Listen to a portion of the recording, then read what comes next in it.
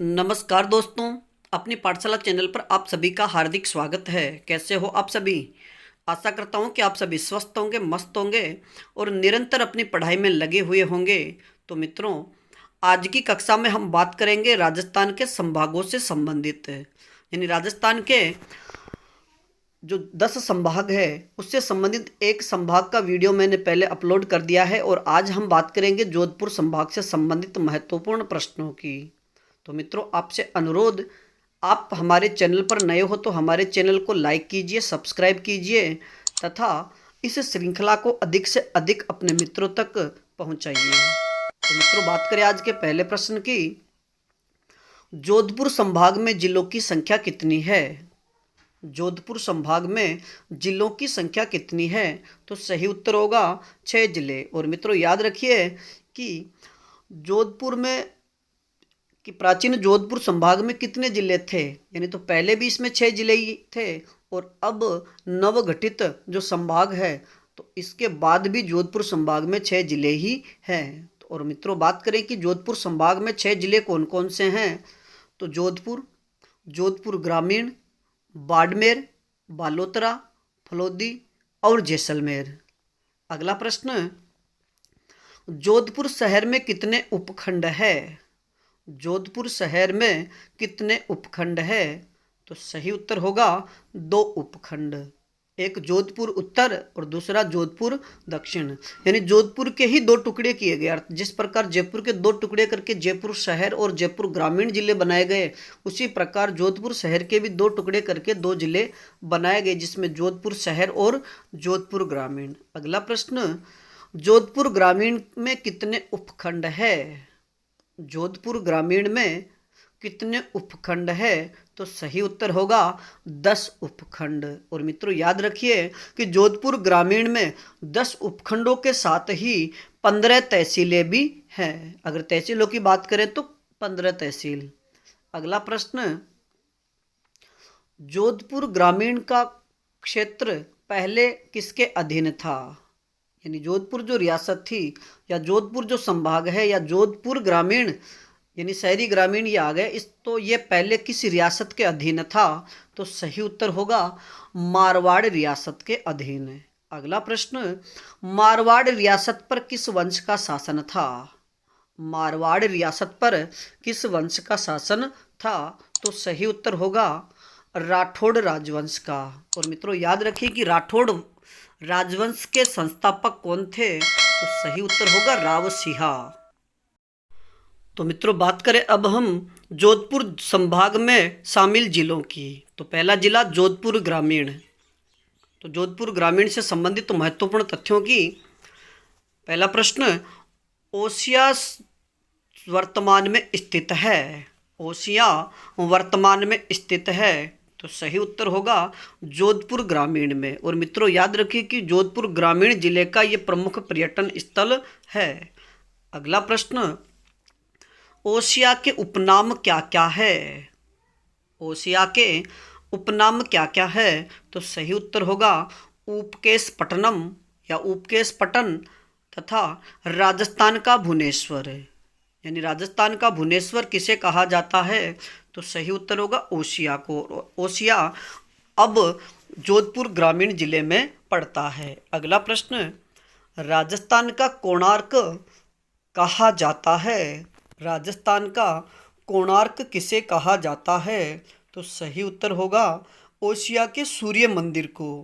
मित्रों, याद रखिए कि जोधपुर ग्रामीण जिले में शामिल ओसिया के सूर्य मंदिर को राजस्थान का कोणार्क कहा जाता है। अगला प्रश्न, ओस वालों की कुलदेवी मानी जाती है।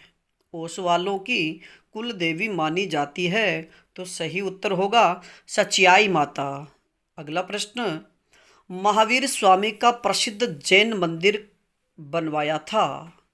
यानी ओसिया में स्थित महावीर स्वामी का प्रसिद्ध जैन मंदिर किसने बनवाया था? तो सही उत्तर होगा प्रतिहार शासक वत्सराज ने। अगला प्रश्न, राजस्थान का एकमात्र मंदिर जहां जोत से केसर टपकता है। कि राजस्थान का एकमात्र मंदिर जहां जोत से केसर टपकता है, तो सही उत्तर होगा आई माता। और मित्रों याद रखिए कि आई माता का मंदिर कहाँ पड़ता है। तो पहले तो ये जोधपुर में था, लेकिन अब जोधपुर के ही 2 जिले बना दिए जाने के कारण अब यह जोधपुर ग्रामीण में शामिल है। अगला प्रश्न, आई माता का मंदिर कहाँ पर स्थित है? आई माता का मंदिर कहाँ पर स्थित है? तो सही उत्तर होगा बिलाड़ा, जोधपुर ग्रामीण में। अगला प्रश्न, बिलाड़ा में कौन सा प्रजनन केंद्र स्थित है? बिलाड़ा में कौन सा प्रजनन केंद्र स्थित है? तो सही उत्तर होगा अश्व प्रजनन केंद्र। अगला प्रश्न, राजस्थान में सफेद सीमेंट का सबसे ज़्यादा उत्पादन कहाँ पर होता है?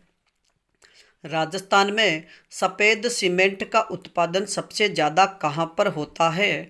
तो सही उत्तर होगा खारिया खंगार में।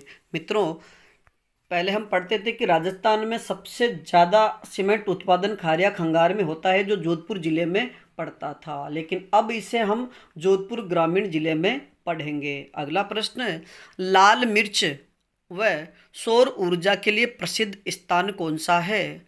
लाल मिर्च व सौर ऊर्जा के लिए प्रसिद्ध स्थान कौन सा है? तो सही उत्तर होगा मथानिया। अगला प्रश्न, देश का पहला सौर ऊर्जा चलित फ्रिज लगाया गया था। देश का पहला सौर ऊर्जा चलित फ्रिज कहाँ पर लगाया गया? तो सही उत्तर होगा बालेश्वर में। अगला प्रश्न, गुर्जर प्रतिहार कालीन मंदिरों के लिए प्रसिद्ध है। गुर्जर प्रतिहार कालीन मंदिरों के लिए प्रसिद्ध है। तो सही उत्तर होगा ओसिया, जोधपुर ग्रामीण जिले में। तो मित्रों अब हम बात करेंगे बालोतरा जिले से संबंधित महत्वपूर्ण तथ्यों की। यानी इससे पहले हमने बात की जोधपुर ग्रामीण जिले की, और अब हम बात करेंगे जोधपुर संभाग में शामिल नवगठित जिला बालोतरा जिले की। तो पहला प्रश्न, बालोतरा जिले में कितने उपखंड व तहसील है? बालोतरा जिले में कितने उपखंड व तहसील हैं? तो सही उत्तर होगा 4 उपखंड व 8 तहसील। अगला प्रश्न, राजस्थान में भारत की सबसे खारी झील कौन सी है? राजस्थान में भारत की सबसे खारी झील कौन सी है? तो सही उत्तर होगा पचपदरा। और मित्रों याद रखिए कि राजस्थान की सबसे खारी झील पचपदरा, इससे पहले हम बाड़मेर पढ़ते थे, लेकिन अब पचपदरा बालोतरा जिले में स्थित है। अगला प्रश्न, जैनों का प्रसिद्ध तीर्थ स्थल नाकोड़ा स्थित है। जैनों का प्रसिद्ध तीर्थ स्थल नाकोड़ा अब कहाँ पर स्थित है? तो सही उत्तर होगा नाकोड़ा बालोतरा जिले में। अगला प्रश्न, हाथ का हुजूर किसे कहा जाता है? तो सही उत्तर होगा नाकोड़ा मंदिर को। अगला प्रश्न, नवगठित जिलों के बाद सिवाना दुर्ग स्थित होगा। नवगठित जिलों के बाद सिवाना दुर्ग अब कहाँ किस जिले में स्थित होगा? तो सही उत्तर होगा बालोतरा जिले में। मित्रों याद रखिए कि पहले हम सिवाना दुर्ग बाड़मेर पढ़ते थे, लेकिन अब इसे बालोतरा जिले में पढ़ा जाएगा। अगला प्रश्न, राजस्थान का लघु माउंट किसे कहा जाता है? राजस्थान का लघु माउंट किसे कहा जाता है? तो सही उत्तर होगा पीपलूद, जो बालोतरा जिले में स्थित है। अगला प्रश्न, रेगिस्तान का जल महल किसे कहा जाता है? रेगिस्तान का जल महल किसे कहा जाता है? तो सही उत्तर होगा बाटाड़ू कुआं। और मित्रों याद रखिए कि जो बाटाड़ू कुआं है वो बायतू बालोतरा में स्थित है। अगला प्रश्न, रानी भटियानी जी का मंदिर कहाँ पर स्थित है? रानी भटियानी जी का मंदिर कहाँ पर स्थित है? तो सही उत्तर होगा जसोल बालोतरा जिले में। अगला प्रश्न, रणछोड़ राय जी का मंदिर स्थित है। रणछोड़ राय जी का मंदिर कहाँ पर स्थित है? तो सही उत्तर होगा खेड़ बालोतरा जिले में। अगला प्रश्न, राठौड़ों की कुल देवी नागणेची माता का मंदिर स्थित है। राठौड़ों की कुल देवी नागणेची माता का मंदिर स्थित है। तो सही उत्तर होगा नागाना कल्याणपुर बालोतरा जिले में। पहले इसे बाड़मेर जिले में पढ़ा जाता था, लेकिन अब यह बालोतरा जिले में स्थित है। अगला प्रश्न, संत पीपाजी का मंदिर कहाँ पर स्थित है? संत पीपाजी का मंदिर कहाँ पर स्थित है? तो सही उत्तर होगा समदड़ी बालोतरा जिले में। अगला प्रश्न, मल्लीनाथ पशु मेला लगता है। मल्लीनाथ पशु मेला लगता है, तो सही उत्तर होगा तिलवाड़ा बालोतरा जिले में। और पहले इसे तिलवाड़ा बाड़मेर जिला पढ़ा जाता था, लेकिन अब इसे तिलवाड़ा बालोतरा जिला पढ़ा जाएगा। तो मित्रों, अब हम बात करेंगे जोधपुर संभाग में शामिल जिले फलोदी जिला की, अर्थात जोधपुर में स्थित फलोदी को अब जिला घोषित कर दिया गया है। और अब हम पढ़ेंगे जोधपुर फलोदी जिले से संबंधित महत्वपूर्ण तथ्यों की। तो बात करें पहले प्रश्न की, फलोदी जिले में कितने उपखंड व तहसील है? फलोदी जिले में कितने उपखंड व तहसील है? तो सही उत्तर होगा 6 उपखंड व 8 तहसील। अगला प्रश्न, राजस्थान का सबसे शुष्क स्थल कौन सा है? राजस्थान का सबसे शुष्क स्थल कौन सा है? तो सही उत्तर होगा फलोदी। अगला प्रश्न, कुरजा पक्षी के लिए प्रसिद्ध स्थान कहाँ पर स्थित है? कुरजा पक्षी के लिए प्रसिद्ध स्थान कौन सा है तथा किस जिले में पड़ता है? तो सही उत्तर होगा खींचनगांव। और मित्रों, याद रखिए कि खींचनगांव अब फलोदी जिले में पड़ता है। और खींचनगांव पहले हम जोधपुर जिला पढ़ते थे, लेकिन अब इसे फलोदी जिला में शामिल कर दिया गया है। यह फलोदी जिले में स्थित है। अगला प्रश्न, जाम्बोजी से संबंधित तीर्थ स्थल लोहवट स्थित है। जाम्बोजी से संबंधित तीर्थ स्थल लोहवट स्थित है, तो सही उत्तर होगा फलोदी जिले में। अगला प्रश्न, बाप बोल्डर कले कहाँ पर स्थित है? बाप बोल्डर कले कहाँ पर स्थित है? तो सही उत्तर होगा फलोदी जिले में। अगला प्रश्न, बोझा ढोने के लिए प्रसिद्ध ऊंट है, यानी बोझा ढोने के लिए कहाँ के ऊंट प्रसिद्ध है? तो सही उत्तर होगा गोमट के ऊंट। और मित्रों, याद रखिए कि गोमट अब फलोदी जिले में पड़ता है। अगला प्रश्न, हड़बू जी का प्रसिद्ध मंदिर स्थित है। हड़बू जी का प्रसिद्ध मंदिर स्थित है, तो सही उत्तर होगा बेंगटी फलोदी जिले में। यानी पहले इसे बेंगटी जोधपुर जिले में पढ़ा जाता था, लेकिन जिलों के नव गठन के बाद में अब ये फलोदी जिले में स्थित है। अगला प्रश्न, मांगलिया मेहाजी का प्रसिद्ध मंदिर स्थित है।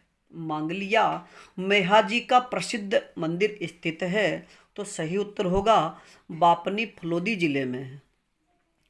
अगला प्रश्न, करणी माता का जन्म स्थान माना जाता है। करणी माता का जन्म स्थान माना जाता है, तो सही उत्तर होगा सुबाप। और मित्रों, याद रखिए कि सुबाप पहले जोधपुर में पड़ता था, लेकिन अब यह फलोदी जिले में स्थित है। अगला प्रश्न, फलोदी जिले की प्रमुख खारे पानी की झीलें कौन सी है?